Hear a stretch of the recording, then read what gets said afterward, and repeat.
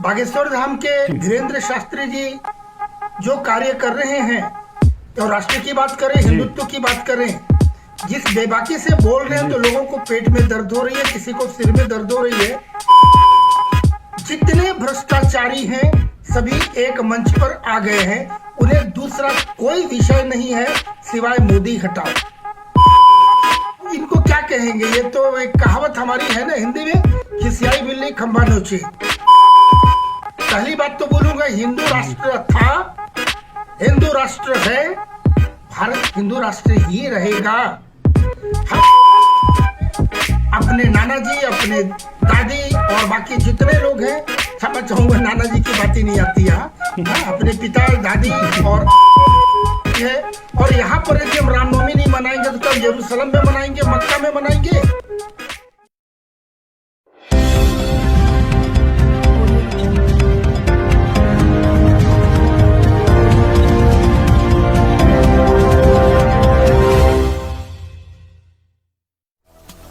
नमस्कार, मैं कुलदीप सोनी और आप देख रहे हैं काल देशना में सीधे सवाल। सीधे सवालों का जवाब देने के लिए आज हमारे मेहमान हैं ज्योतिष शास्त्र, तंत्र शास्त्र, वास्तु शास्त्र, राष्ट्रीय व अंतरराष्ट्रीय स्तर पर स्वर्ण पदक और स्वर्ण मुकुट जैसे अनेकों अवार्ड से सम्मानित स्वामी दिव्यानंद महाराज जी हमारे सीधे सवालों का जवाब देंगे। तो चलिए आपका कम समय लेते हुए शुरू करते हैं इस इंटरव्यू को। स्वामी जी नमस्कार, आपका स्वागत है हमारे काल देशना के सीधे सवाल में। नमस्कार सभी को। स्वामी जी, मेरा आपसे पहला और सीधा सवाल यह है कि स्वामी जी, बागेश्वर धाम के जो धीरेन्द्र शास्त्री जी पर आरोप लगाए गए हैं उनके बारे में आप क्या कहेंगे? सबसे पहली बात बताऊंगा कि हमारे देश में लोकतंत्र है, पर लोकतंत्र की परिभाषा जो है वो शुद्ध रूप से देखने को नहीं मिलता। लोकतंत्र का लोग गला भी घोट रहे हैं और इसका लोग नाजायज फायदा भी उठा रहे हैं। यदि बोलने की स्वतंत्रता है, कोई किसी को बोल दिया। बागेश्वर धाम के धीरेन्द्र शास्त्री जी जो कार्य कर रहे हैं, तो राष्ट्र की बात करें, हिंदुत्व की बात करें, जिस बेबाकी से बोल रहे हैं तो लोगों को पेट में दर्द हो रही है, किसी को सिर में दर्द हो रही है, तो कुछ न कुछ उलूल जुलूल बातों को एक आरोप के रूप में लोग बोल रहे हैं। आरोप देने का अधिकार है, लोग दे दिया, अब इसकी सफाई होती रहे। या तो वो अपनी चीप पॉपुलैरिटी कर सकते हैं, सस्ती लोकप्रियता के कारण करें, या कहीं ना कहीं उन्हें भय है कि जो कई बातें खुल के आती हैं तो लोग कहीं ना कहीं इसमें फंसेंगे, तो आरोप देना प्रारंभ कर रहे हैं। देश जिस दिशा में जा रहा है, पहले हम सारे सोए होते थे, हम इतने सहिष्णु रहे हैं वर्षों से। हिंदू धर्म हमेशा अति सहनशील रहा है, हमारी शिक्षा दीक्षा वही है, हमारा संस्कार वही है। तो पहले कोई कुछ भी बोलते तो प्रतिक्रिया हमारी कम होती थी। आज कुछ वर्षों से हिंदू सनातन धर्मावलंबी अपनी प्रतिक्रिया देने लग गया, तो लोगों की आदत नहीं थी, उसे तकलीफ होने लग गई। एक आरोप दे रहे हैं, आरोप देने वाले हैं, लेकिन उनकी प्रसिद्धि लोकप्रियता दिनों दिन बढ़ती जा रही है। अब देश ही नहीं, विदेश में भी उनकी लोकप्रियता बढ़ रही है। तो उसमें अगर कोई 10 में 1-2 लोग अगर चिल्लाते भी हैं, तो मैं समझता हूँ ना तो धीरेन्द्र शास्त्री जी को, ना बाकी उनके जो भी फॉलोअर्स है, भक्त है हिंदू सनातन धर्म, इस पे कोई चिंता करने की बात नहीं है। लोग चिल्ला रहे हैं, स्वतः शांत हो जाएंगे। जी स्वामी जी। स्वामी जी, अगला और मेरा सीधा सवाल यह है कि स्वामी जी, सोशल मीडिया में हम देख रहे हैं कि आम आदमी पार्टी के नेता के द्वारा प्रधानमंत्री नरेंद्र मोदी जी पर पढ़े लिखे होने पर सवाल उठाए जा रहे हैं, इस पर आप क्या कहेंगे? बिल्कुल हास्यास्पद है कुलदीप जी। प्रधानमंत्री कितने पढ़े हैं? 9 साल राज्य चलाने के बाद आज भारत ही नहीं, अभी तो पूरे विश्व में भारत का जो मान बढ़ा है, पूरा विश्व देख रहा है। यूक्रेन की लड़ाई हो, कोविड की घटना हो, विश्व स्तर पर जो भी कोई बड़ी घटनाएं हैं, तो यहां पर सहयोग के दृष्टि से पूरा विश्व भारत की ओर देख रहा है। एक बहुत बड़ा दृष्टांत है अपने देश पे।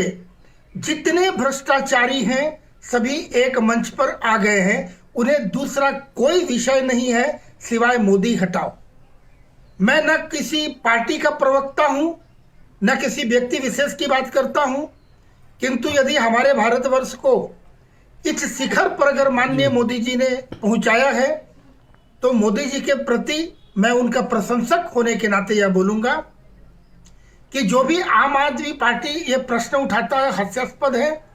उनकी कार्य क्षमता पर यदि कोई कमी रहती, कोई प्रश्न चिन्ह होता तो उनकी बातों पे पूरा देश साथ चलता। तो अगर ऐसा प्रश्न उठा रहे हैं जो पूरे विश्व में हीरो की तरह उभर कर आए हैं, पूरा दूसरा देश भी, जो ऐसा देश जो कल हमें पासपोर्ट नहीं देता था, आज वो आपको सैल्यूट करके स्वागत करता है रेड कार्पेट बिछाकर, तो इनको क्या कहेंगे। ये तो एक कहावत हमारी है ना हिंदी में, खिसियाई बिल्ली खंभा नोचे। अब इसके पास कुछ भी अपना रास्ता दिखाई नहीं पड़ रहा है। अब ये हाथ पे झाड़ू लेके खड़े हैं। अब झाड़ू को तो मैं बोलूंगा, देखो हम हिंदू धर्म वाले हैं, तो एक है लक्ष्मी जो कि हमारी समृद्धि की प्रतीक है, माता लक्ष्मी। उनकी एक बहन है दरिद्रा, उनका प्रतीक है झाड़ू। अब ये झाड़ू लेके आगे दरिद्रता ही तो फैलाएंगे, इनके पास और क्या होगा। इसलिए इन बातों को भी मुझे लगता है बहुत गंभीरता से लेने की आवश्यकता देशवासियों को बिल्कुल ही नहीं है। ये हास्यास्पद है। लगता है ये इस प्रकार के ऐसा विषय उठाते हैं और एक बच्चे भी मुंह छिपाकर हंसते हैं, ये क्या पागलों की तरह बात कर रहे हैं। तो मैं समझता हूँ आम आदमी पार्टी आम ही रहे, उसे खास होने की आवश्यकता नहीं है। जी कोई देखिए। जी स्वामी जी। स्वामी जी, अगला मेरा सीधा सवाल यह है कि स्वामी जी आपको क्या लगता है, भारत हिंदू राष्ट्रीय बनेगा तो कितना समय लगेगा? दर्शक जानना चाहते हैं। देखो ये तो आपने ऐसी बात छेड़ दी, ऐसी बात कुरेद दी मैं बोलूं कि भारत के सनातन वासियों के सनातन धर्मावलंबियों के ऊपर में आपने एक बड़ी मजेदार बात छेड़ दी। पहली बात तो बोलूंगा, हिंदू राष्ट्र था, हिंदू राष्ट्र है, भारत हिंदू राष्ट्र ही रहेगा। हम एक संवैधानिक रूप से एक हिंदू स्टेट होने की मांग कर रहे हैं, तो भारत हिंदू राष्ट्र होगा कि कोई प्रश्न ही नहीं उठता। भारत ऑलरेडी भारत हिंदू राष्ट्र है। छोटे से मैं आपको उदाहरण बताता हूं, यदि जौ की खेती है और इतने बीघा पे इतने एकड़ जमीन पर अगर जौ की खेती हो रही है तो सारे वहां जौ लगे हुए हैं, कुछ घास फूस भी उस पे निकल आते हैं, तो आप किसकी खेती बोलेंगे? तो हमारा हिंदू देश है, सनातन का देश है, सबसे पुराना, जिसका आदि है ना अंत है। जैसे हमारे महादेव हैं, देवाधिदेव महादेव, न उनके पिता न कोई कह नहीं सकता उनका आदि क्या है अंत क्या है। बाकी जितने देवी देवताओं का नाम लेंगे तो हम उनके जन्मोत्सव मनाते हैं, लेकिन हम महादेव के जन्मोत्सव नहीं मनाते हैं, यानी वो सनातन है। सनातन देश भी हमारा, कोई ऐसा देश, कोई 47 में हुआ, कोई 72 में हुआ, कोई 65 में हुआ, जब भी हुआ तो एक सिद्धांत कहता है जिसका जन्म हुआ है उसकी मृत्यु होगी, यानी जिसका सृष्टि हुई है, जो सृष्टि हुआ है वो नष्ट भी होगा। तो भारत का सृष्टि कौन कह सकता है कि हिंदुस्तान जो सनातन देश है ये कब इसका निर्माण हुआ है? तो इसका निर्माण का पता नहीं है तो अंत भी नहीं होना है, ये सनातन है जी। तो यह भी प्रतीत होता है कि जिस समय सनातन था उस समय दूसरा कोई धर्म नहीं था सिवाय सनातन का, इसीलिए सनातन देश है, ये हिंदू राष्ट्र है। हम सरकार से अब एक अपना विशेष हम प्रस्ताव रख रहे हैं, जो भी हमें मानने वाले हैं, कि इसको एक आधिकारिक रूप से, संवैधानिक रूप से हिंदू राष्ट्र की एक घोषणा होना, हम उसके लिए डिमांड कर रहे हैं। मैं पुनः बताऊं, हिंदू राष्ट्र है, ऑफिशियल घोषणा। हाँ जी बिल्कुल जी।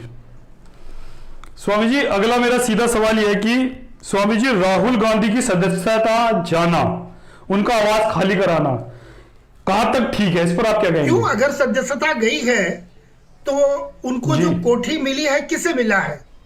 राहुल गांधी जी को नहीं मिला है, उस सांसद को मिला है जी। यदि अब वो सांसद नहीं है तो निश्चित रूप से नैतिकता के आधार पे अपनी उदारता दिखाते हुए जिस फैमिली का वो प्रतिनिधित्व करते हैं, लंबी चौड़ी बातें करते हैं, लोगों को समक्ष रखते हैं अपनी 4 पीढ़ी की बात, तो उनका भी मर्यादा को बरकरार रखते हुए अपने नाना जी, अपने दादी और बाकी जितने लोग हैं, क्षमा चाहूंगा नाना जी की बात ही नहीं आती यहाँ, अपने पिता दादी और अपने उस उच्च ऊंचे स्तर का जो उनका परिवार है, इन सबों को मर्यादा का पालन रखते हुए इन्हें स्वतः खाली कर देनी चाहिए, जैसे अन्य लोग भी करते हैं। एक तो परंपरा बन गई, नौकरी भी चली गई, लेकिन देखेंगे कुछ अधिकारी वो अपना कब्जा जमा के रखते हैं, या कोई राजनेता भी है वो अपने सरकारी आवास को कब्जा बना के रखते हैं। ये तो गलत परंपरा रही है। पिछले 9-10 वर्षों से भारत का मॉडल ही बदल गया है। तो इसमें भ्रष्टाचार दूर करने की अगर बात यदि हमारे माननीय मोदी जी कह रहे हैं, तो उसके अंदर क्या भी आता है। यदि आप ईमानदार हैं तो आपको स्वतः खाली कर देनी चाहिए, प्रश्न भी नहीं आना चाहिए। कोई प्रश्न करे उससे पहले आपको खाली करके दे देना चाहिए कि मैं सांसद नहीं हूं, हमारी कोठी आप ले लो। जी स्वामी जी, अगला मेरा सवाल है, स्वामी जी, पश्चिम बंगाल में रामनवमी पर हुई हिंसक घटना पर आप क्या कहेंगे? ममता बनर्जी को शर्म आनी चाहिए। जिस विश्वास से ममता बनर्जी की सादगी देखकर वहां की जनता उन्हें एक अवसर दिया, वो तो भारत से बाहर एक अलग स्टेट इस्माइलिस्तान बनाने की चेष्टा में है। हम भी चर्चा कर चुके, हिंदू राष्ट्र भारत हिंदू है, ये श्री राम की धरती है, श्री कृष्ण की धरती है, गुरु गोविंद सिंह की धरती है, ये बिरसा मुंडा की धरती है, संत रविदास की धरती है। और यहाँ पर यदि हम रामनवमी नहीं मनाएंगे तो क्या यरूशलेम में मनाएंगे, मक्का में मनाएंगे? यदि रामनवमी पे आप प्रतिबंध लगता है तो वैसे लोगों को तो सीधा निकाल बाहर करनी चाहिए। और मैं आपके माध्यम से मैं आवाज पहुंचाना चाहूं कि अभी जो स्थिति चल रही है पश्चिम बंगाल में, अविलंब बर्खास्त करके वहां राष्ट्रपति शासन लगना चाहिए और कोई भी हिंदू त्योहार बहुत उमंग से मननी चाहिए। ये उनका प्रशासन है, उनके शासन में इन्हें आश्वस्त करनी चाहिए कि अपने हिंदू अपने त्योहार मनाएं, आपके ऊपर एक रोड़े नहीं पड़ेंगे। यह आश्वस्त करने की उनकी थी, बल्कि वहां पर उल्टा हो रहा है, हिंदू लोगों को दबाया जा रहा है और किसी एक पक्ष को बहुत ज्यादा सर पे बिठाया जा रहा है। पहले से बोल दी घटना घटने के पहले कि रमजान चल रहा है, किसी को दिक्कत नहीं होनी चाहिए। आपने ये क्यों नहीं कहा देखो भाई रमजान का महीना है और रामनवमी भी है, श्री रामनवमी का जब जुलूस निकले सभी लोग सम्मान करो। हमारे देश में हमारे त्योहार मनाने को अतिशयोक्ति, ये तो बिल्कुल ही सहनीय नहीं है और अब तो ये सहन नहीं किया जा सकता है। बहुत हो गई, अति का अंत है, होता है तो उनका तो अति हो गया, उनका अंत होना सुनिश्चित है। उनका राज्य का अब ये उनका राजपाट जाएगा और जानी चाहिए। पूरी जनता को सड़क पर उतरनी चाहिए, शांतिपूर्ण ढंग से, संवैधानिक ढंग से उनका विरोध बिल्कुल अनुशासित ढंग से होनी चाहिए। आवाज उठाने की आजादी है, आवाज सभी को उठनी चाहिए वहां से। जी स्वामी जी, स्वामी जी आप देश के युवा के लिए कुछ मैसेज देना चाहेंगे? बिल्कुल, देश बदल रहा है। 75 वर्षों में जो देखने को मिला, पढ़ने को मिला, सुनने को मिला, आज वो सारा झूठा और चीटिंग साबित हो रहा है। पूरे देशवासी देख रहे हैं, पूरे विश्व की निगाह हमारे भारतवर्ष पर है। टकटकी लगाकर, आशा लगाकर भारतवर्ष को देख रहे हैं। भारत विश्व गुरु रहा है, भारत विश्व गुरु है, रहेगा। हम पुनः मां भारती को अपने उसी प्रतिष्ठा पे प्रतिष्ठित करने के लिए, हिंदू राष्ट्र और विश्व गुरु के सिंहासन पर विराजमान कराने के लिए युवा पीढ़ी का विशेष साथ है। जो पुराने लोग हैं उनका मस्तिष्क लगे और जो युवा पीढ़ी है कठोर मेहनत, मैंने अपने जीवन में जो सीखा है, ईमानदारी, निष्ठा और कठोर मेहनत करके एक तपश्चर्या की आवश्यकता है। स्वामी विवेकानंद जी ने बोला था कि आज का समय है, देवी देवताओं को एक बार ताक पे रख दो और सभी को राष्ट्र सेवा के नाम पर सभी को उतरनी चाहिए। मैं उस बात को, उनकी बातों को उन्हें प्रणाम करते हुए पुनरावृत्ति करता हूं कि आज हमारा देश जहां है, जिस प्रकार करवट बदल रहा है, निर्णायक स्थिति पर आज हम खड़े हैं। यहाँ पर देश के युवाओं को अपने माता पिता गुरुजनों का आशीर्वाद लेके, देवी देवता से उनको एक नई ऊर्जा की प्रार्थना करते हुए कि मैं देश कार्य में लग रहा हूं, आप हमें आशीर्वाद दें और पूरी ऊर्जा के साथ युवा पीढ़ी को देश के नव निर्माण में, या हिंदू राष्ट्र कहें, राम राज्य की बात करें, विश्व गुरु के सिंहासन पर विराजमान कराने की बात करें, जो जिस शब्द में समझें, उन्हें देश को आज पुनः परम वैभव पर माँ भारती को प्रतिष्ठित करने के लिए, चाहे आप किसी धर्म को मानने वाले हों, किसी जाति को हों, किसी वर्ग के हों, किसी वर्ण के हों, संपूर्ण युवा पीढ़ी को मुख्य धारा में लगकर भारत को विश्व गुरु के सिंहासन पर विराजमान कराने के लिए निष्ठापूर्वक पूरी मेहनत के साथ समर्पण भाव से देश में जुट जाना चाहिए अविलंब। जी कुलदीप जी। जी स्वामी जी आप हमारे चैनल पे आए, आपने हमारे सीधे सवालों का जवाब दिया, आपका बहुत बहुत धन्यवाद। जय हिंदू राष्ट्र, जय श्री राम, वंदे मातरम। वंदे मातरम। आप देख रहे हैं काल देशना में सीधे सवाल। सीधे सवालों का जवाब देने के लिए आज हमारे मेहमान थे स्वामी दिव्यानंद महाराज जी, जिन्होंने हमारे सीधे सवालों का बहुत ही बेखूबी के साथ जवाब दिया। अगर आपको यह वीडियो पसंद आई हो तो इस वीडियो को लाइक जरूर कर दें और इस वीडियो को ज्यादा से ज्यादा लोगों को शेयर करें। अगर आपकी कोई राय या सुझाव है तो आप हमें कमेंट बॉक्स पर लिख सकते हैं। अगर आप हमारे चैनल पे नए हैं तो हमारे चैनल को सब्सक्राइब कर लीजिए, जिससे आपको इस तरीके के इंटरव्यू देखने को मिलते रहे। अगली वीडियो में नई शख्सियत के साथ मैं कुलदीप सोनी आपके सामने फिर हाजिर होंगे। तब तक के लिए नमस्कार, वंदे मातरम।